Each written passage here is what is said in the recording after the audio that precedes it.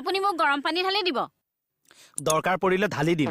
এয়া ভাল মানুহৰ নমুনা ছাৰ তই মোক কিয় ইমান অশান্তি কৰিবলৈ লৈছ মণিমা ৩,০০০ টকা দিলে খেল খতম তোৰ গিৰিয়েৰ মাৰোৱাৰী পইচা বিচাৰিলে যে দিব লাগে দিব লাগিব চেনি চাহপাতৰ লগত তোকো সিজাই দিম কি হৈছে গৰম পানী সিজাই দিবলৈ ধৰিছে কোনে মই বোলো পাউডাৰ গাখীৰত গৰম পানী অকণমান দিলেহে চাহৰ ৰংটো ভাল হয় একেবাৰে মিছা কথা ছাৰ একেবাৰে মোক গৰম পানীৰ লগত সিজাই দিবলৈ ধৰিছে মণিমা ঐ কি মণিমা